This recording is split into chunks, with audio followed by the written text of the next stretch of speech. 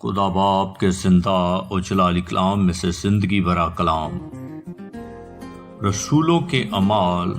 اس کا 1 باب 1 سے 26 آیت مبارکہ تک۔ اے تھیفلس، میں نے پہلا رسالہ ان سب باتوں کے بیان میں تنصیف کیا جو یسوع شروع میں کرتا اور سکھاتا رہا، اس دن تک جس میں وہ ان رسولوں کو جنہیں اس نے چنا تھا روح القدس کے وسیلہ سے حکم دے کر اوپر اٹھایا گیا۔ اس نے دکھ سہنے کے بعد بہت سے ثبوتوں سے اپنے آپ کو ان پر زندہ ظاہر بھی کیا، چنانچہ وہ 40 دن تک انہیں نظر آتا اور خدا کی بادشاہی کی باتیں کہتا رہا، اور ان سے مل کر ان کو حکم دیا کہ یروشلم سے باہر نہ جاؤ، بلکہ باپ کے اس وعدے کے پورا ہونے کے منتظر رہو جس کا ذکر تم مجھ سے سن چکے ہو، کیونکہ یوحنا نے تو پانی سے بپتسمہ دیا، مگر تم تھوڑے دنوں کے بعد روح القدس سے بپتسمہ پاؤ گے۔ پس انہوں نے جمع ہو کر اس سے یہ پوچھا کہ اے خداوند، کیا تو اسی وقت اسرائیل کو بادشاہی پھر عطا کرے گا؟ اس نے ان سے کہا، ان وقتوں اور میعادوں کا جاننا جنہیں باپ نے اپنے ہی اختیار میں رکھا ہے تمہارا کام نہیں، لیکن جب روح القدس تم پر نازل ہوگا تو تم قوت پاؤ گے، اور یروشلم اور تمام یہودیہ اور سامریہ میں بلکہ زمین کی انتہا تک میرے گواہ ہوگے۔ یہ کہہ کر وہ ان کے دیکھتے دیکھتے اوپر اٹھا لیا گیا، اور بدنی نے اسے ان کی نظروں سے چھپا لیا۔ اور اس کے جاتے وقت جب وہ آسمان کی طرف غور سے دیکھ رہے تھے تو دیکھو 2 مرد سفید پوشاک پہنے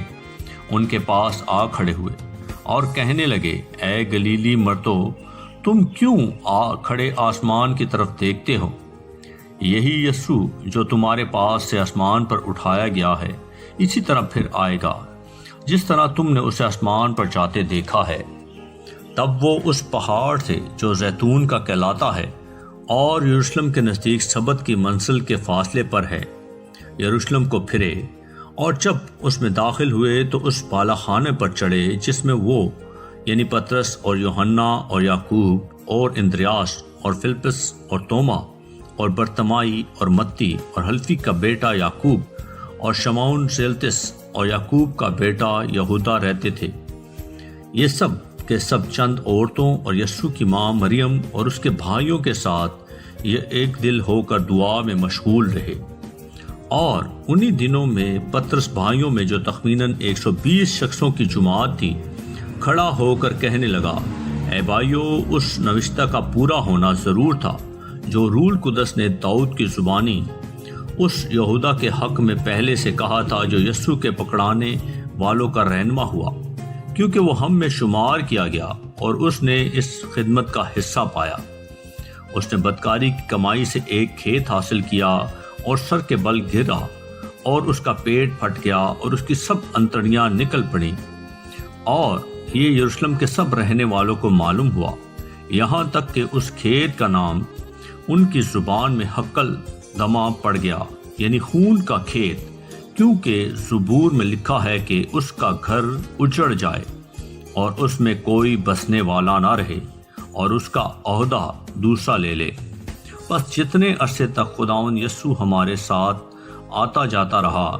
یعنی یوحنا کے بپتسمہ سے لے کر خداوند کے ہمارے پاس سے اٹھائے جانے تک، جو برابر ہمارے ساتھ رہے، چاہیے کہ ان میں سے ایک مرد ہمارے ساتھ اس کے جی اٹھنے کا گواہ بنے۔ پس انہوں نے 2 کو پیش کیا، ایک یوسف کو جو برسبا کہلاتا ہے اور جس کا لقب یوتس ہے، دوسرا متیہ کو، اور یہ کہہ کر دعا کی کہ اے خداوند، تو جو سب کے دلوں کو جانتا ہے، یہ ظاہر کر کے ان دونوں میں سے تو نے کس کو چنا ہے کہ وہ اس خدمت اور رسالت کی جگہ لے جسے یہودا چھوڑ کر اپنی جگہ گیا۔ پھر انہوں نے ان کے بارے میں قرعہ ڈالا، اور قرعہ متیہ کے نام نکلا، پس وہ ان 11 رسولوں کے ساتھ شمار ہوا۔ آمین۔ پاکلام کے پڑھے اور سنے جانے پر خدا ان کی برکت ہو، خدا ان کا شکر ہو۔ آمین۔ اس زندہ اور جلالی کلام کو زیادہ سے زیادہ شیئر کریں تاکہ لوگ سن کر برکت پائیں۔ آمین۔